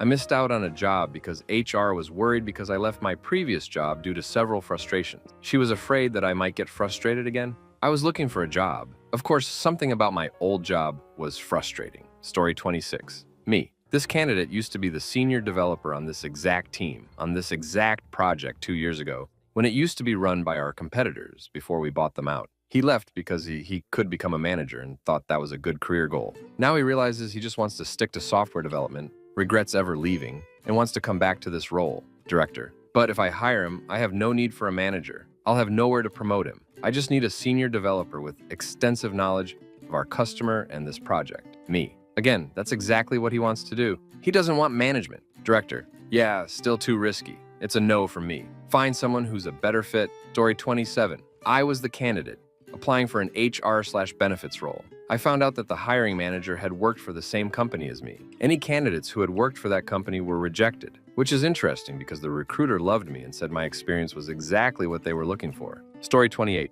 The hiring manager saw the candidate on a weekend in a mall doing shopping in a track outfit, and she decided to not go forward with the candidate because she doesn't dress appropriately when out in public or takes care of her appearance. Dumbest excuse I've ever heard. Had to ask that hiring manager to give me a skill as a reason because I'm not accepting her declining her because she dresses comfortably on the weekends to go shopping. Heck, she may be going to the gym after her shop or whatever. Just because she doesn't doll up to go buy groceries doesn't mean she's inappropriately dressed or can't do the job. This was a high-end candidate, and it took weeks to find someone like her. A lot of times people hate recruiters because we have to be the buffer, and sometimes it's the hiring managers who are full of crap. Story 29. I was hiring my replacement for a rather niche high-end sales position, home improvement industry. There were only 3 small businesses in the area that offered the same service we did. Had a guy interview that was a perfect fit. He was well-spoken and professional, had experience in an adjacent field, knew all the right questions to ask, and asked for less money than I was making. The type of candidate everyone dreams about. The owner vetoed him because he followed our competition on Facebook. He also followed us. That was how he found the position. But that didn't matter. Obviously, he had to be shopping around or sent from the competition to spy on us. It couldn't possibly have been because he worked in an adjacent field for a company that subcontracted to all 3 of the local businesses in our industry. There's a reason I left that position, and the owner was most of them. Story 30. I was part of a panel interview where myself and colleagues were interviewing a young woman for a role similar to mine. She was amazing, but the older woman on my team said no because she wore pink high heels. Apparently that is very unprofessional. Story 31. I once got told in an interview that I didn't get the job because I was nervous. It was for a job that I was already doing at the same place. My work presentation was the teaching session I'd been providing for the previous 6 months. Are you not supposed to be nervous? Story 32. I found a candidate who was a perfect fit, was ready to do everything that company asked for. Reason for rejection. He is overaged, won't be able to adjust in company. What was his age? 42 years. Story 33. Been in the game 20 years, and the stories I could tell, sexism, homophobia, all been part of it. My personal standouts are talks with a northern accent, had a limp, had a mullet, wore an orange boiler suit to the interview, even though he had told them he'd have to go on his way home from work and wouldn't have time to change. Story 34. Candidate didn't want to take 5 a.m. calls with teams in UK and still be expected to work till 5 p.m. Hiring manager said she didn't want someone who was inflexible and stubborn. 10 years of editorial design work with impressive portfolio was not polished or highbrow enough for a construction company product designer with extensive case studies, not only showcasing visual design chops, but also leadership and design thinking. Had a sloppy portfolio, radio silence for 8 months, demanded an interview within 24 hours. Obviously, the candidate was not interested, to which the client responded that they weren't good enough anyway. Some hiring managers have the biggest heads. Story 35. I'm not a recruiter, but have been involved in selection of candidates for a role in our team. There was a great candidate, and my boss discarded the person right after the interview because he's a male. Females are much more obedient. I only hire women. I'm not even joking. This person is a HR disaster. Story 36. Legit saw a great candidate turned away because the color of the folder that they brought, which contained his resume, great work examples, etc., was too aggressive. Story 37. Once upon a time, I worked for a local authority in the UK. My boss was interviewing for contractors at a hefty 72 pounds per hour, which in God's year 2008 was a lot of money. She narrowed it down to 2 candidates. One was very good, smart, hardworking, references, but she hired the second one. The first looked too much like a git. The guy she hired was a lazy idiot, but she didn't care. Story 38. Not a recruiter, but one of my old managers used to throw away half of the CV pile because those people were unlucky and he doesn't hire unlucky people. Story 39. They asked me for my worst trait in a QA interview. I said I'm not good negotiating. They used it as an excuse because QA needs to negotiate daily to get their bugs fixed. I don't think bringing up stuff that should be prioritized is called negotiating story 40. Some of these responses are wild. I just had an interview the other day, and a representative of the labor union was present just to observe all the interviews and take notes as a safeguard to minimize the risk of biases among the interviewers. Seems like this should be standard more workplaces. Story 41. I got rejected because I came wearing mittens with my formals in blistering January cold. Apparently, the dark blue wool was an affront to professionalism and decorum. The interviewers, CEO and manager, said this, then moved on to ask me questions about their company, which I nailed, but they raised their tones and said all of my responses were wrong. After leaving the room and rechecking, I realized all my responses were right. To add insult to injury, my friend went in next, gave the exact same responses and got hired. Story 42. Not a recruiter, but this reminded me of a time I was once rejected because it didn't seem like I knew how to write code. This could be misconstrued in different ways, but it sounded like they thought I literally didn't know how to program. Not that I was a bad programmer. This is in spite of the fact I sent them links to all my public code. Story 43. Crazy how this is the world we live in. What's even crazier is the fact that everything essential for life is dependent upon these stupid hiring managers and their stupid decisions. Think about it. Food, housing, utilities, car insurance, health insurance, the list goes on. It's all in their hands.